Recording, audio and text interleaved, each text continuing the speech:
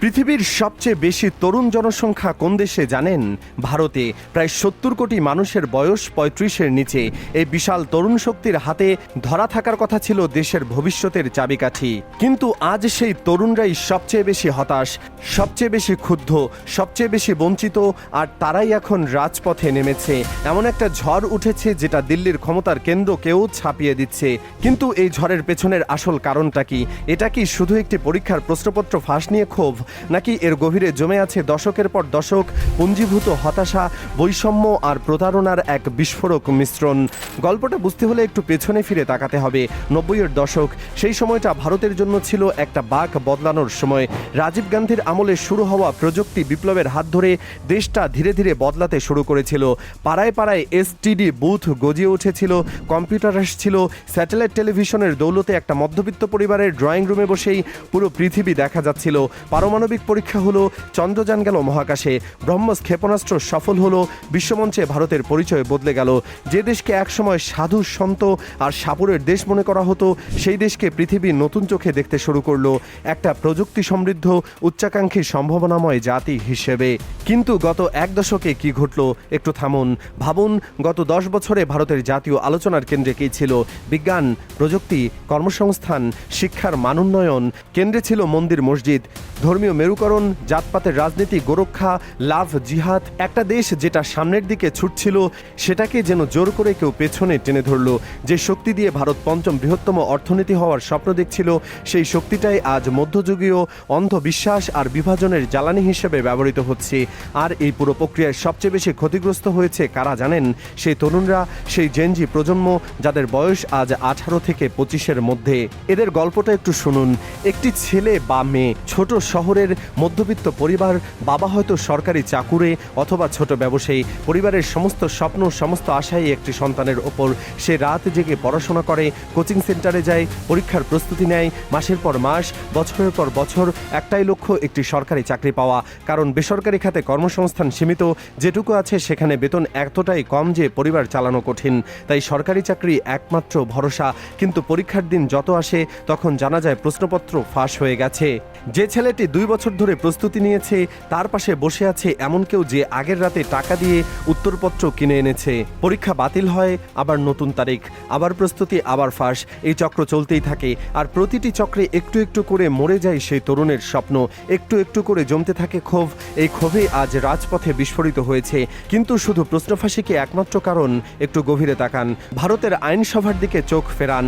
আজ যারা দেশের নীতি নির্ধারণ করছে, আইন তৈরি করছে, তারা কারা? পরিসংখ্যান বলছে সংসদ সদস্যদের একটা বিশাল অংশ শত কোটি টাকার সম্পদের মালিক। অনেকের বিরুদ্ধে গুরুতর ফৌজদারি মামলা ঝুলছে, তাদের অনেকের শিক্ষাগত যোগ্যতা নিয়েও প্রশ্ন আছে। এই মানুষগুলো ঠিক করেছেন দেশের রাজনীতি কেমন হবে, কর্মসংস্থান নীতি কেমন হবে, তরুণদের ভবিষ্যৎ কেমন হবে। এখানেই সবচেয়ে বড় বৈপরীত্য। যাদের জীবনে কোনোদিন পেটে ক্ষুধা লাগেনি, তারা ঠিক করছেন কত টাকার রেশন দেওয়া হবে। যাদের সন্তানরা বিদেশের বিশ্ববিদ্যালয়ে পড়ছে, তারা ঠিক করছেন দেশের সরকারি পরীক্ষায় নিয়ম কি হবে। যাদের রঙিন পেন্সিল কিনতে প্যারিসে যেতে হয়, তারা সিদ্ধান্ত নিচ্ছেন সেই ছেলেটির ভবিষ্যৎ নিয়ে, যে ছোট শহরের একটি ভাড়া ঘরে বসে মোমবাতির আলোয় পড়াশোনা করছে। এই বৈষম্য সংখ্যায় কতটা ভয়াবহ জানেন? দেশের মাত্র ৫ থেকে ৭% মানুষ আজ সমস্ত সুযোগ সুবিধার মালিক। অন্যদিকে প্রায় ৮০% মানুষ সরকারের বিনামূল্যে দেওয়া ৫ কেজি রেশনের উপর নির্ভর করে টিকে আছে। মধ্যবিত্ত পরিবারগুলো চড়া করের চাপে পিষ্ট, অথবা যারা কোটি কোটি টাকা ব্যাংক থেকে ঋণ নিয়ে বিদেশে পালিয়ে গেছে, তারা আরামে দিন কাটাচ্ছে। এই বৈষম্য দেশের ২০% মানুষকে প্রতি রাতে একবেলা খেয়ে খালি পেটে ঘুমাতে বাধ্য করছে। আর এই সব কিছুর বিরুদ্ধে কেউ কথা বললে কি হয়? স্বাধীন সাংবাদিকদের চাকরি যায়, কঠোর আইনে গ্রেপ্তার হয়, সামাজিক মাধ্যমে সরকারের সমালোচনা করলে পুলিশ দরজায় এসে হাজির হয়। এমন একটা পরিবেশ তৈরি করা হয় যেখানে প্রশ্ন করাটাই অপরাধ, ভিন্নমত পোষণ করাটাই বিদ্রোহ, সত্য বলাটাই রাষ্ট্রদ্রোহিতা। কিন্তু ইতিহাস একটা কথা বারবার প্রমাণ করেছে, অত্যাচার যখন শেষ সীমায় পৌঁছায়, তখন কোনো শক্তি জনরোষ ঠেকাতে পারে না।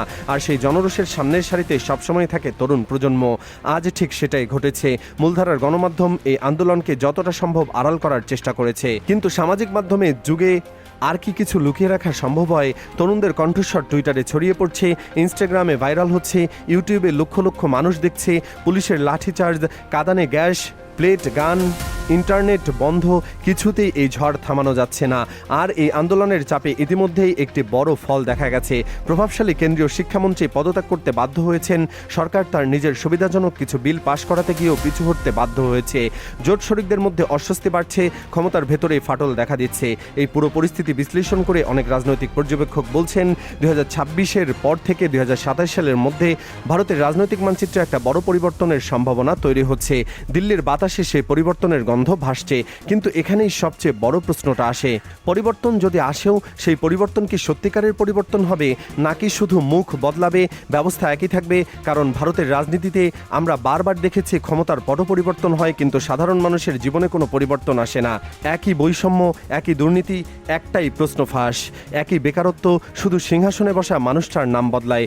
বিরোধী দলগুলোর দিকে তাকান, তাদের কি সেই ক্ষমতা আছে এই বিশাল জনরোষকে একটা গঠনমূলক পরিবর্তনের দিকে নিয়ে যাওয়া? নিজেদের অভ্যন্তরীণ কোন্দল, ক্ষমতার লোভ আর অহংকারে ভুলে তারা একটা গভীর ঐক্যবদ্ধ বিকল্প দাঁড় করাতে পারবে, নাকি তরুণদের এই ক্ষোভকেও তারা শুধু ভোটের হাতিয়ার হিসেবে ব্যবহার করবে? একটা দেশের সবচেয়ে বড় সম্পদ তার তরুণ জনগোষ্ঠী। সেই সম্পদকে যদি শিক্ষা দেওয়া না যায়, কর্মসংস্থান দেওয়া না যায়, সম্মান দেওয়া না যায়, তাহলে সেই সম্পদই একদিন সবচেয়ে বড় বিপদ হয়ে দাঁড়ায়। কারণ যে তরুণের হাতে কিছু নেই, তার হারানোরও কিছু নেই, আর যার হারানোর কিছু নেই, তাকে ভয় দেখানোর কোনো ক্ষমতাও কারো নেই। ভারত আজ ঠিক সেই জায়গায় দাঁড়িয়ে। 70 কোটি তরুণ, হতাশ, ক্ষুব্ধ, কিন্তু একই সঙ্গে সচেতন, সংযুক্ত, প্রযুক্তিতে দক্ষ। তারা জানে সত্যটা কি, তারা দেখতে পাচ্ছে বৈষম্যটা কোথায়, আর তারা আর চুপ করে বসে থাকতে রাজি নয়। একটা দেশের ভবিষ্যৎ নির্ধারিত হয় তারা তরুণদের হাতে। সেই হাতে আজ কি আছে? একটা ডিগ্রি যার কোনো মূল্য নেই চাকরির বাজারে, একটা প্রশ্নপত্র যেটা আগে ফাঁস হয়ে গেছে, নাকি একটা জ্বলন্ত মশাল যেটা দিয়ে তারা পুরো ব্যবস্থাটাকে আলোকিত করতে চায়? আপনার কি মনে হয়, ভারতের এই তরুণ প্রজন্মের লড়াইকে সত্যিই দেশের রাজনীতিকে নতুন দিশা দেখাতে পারবে, নাকি এটাও আরেকটি আন্দোলন যেটা সময়ের সঙ্গে সঙ্গে স্তিমিত হয়ে যাবে? 2027 সালের মধ্যে কি সত্যিই দিল্লির ক্ষমতার ভূগোল বদলে যাবে? কমেন্টে জানান আপনার মতামত।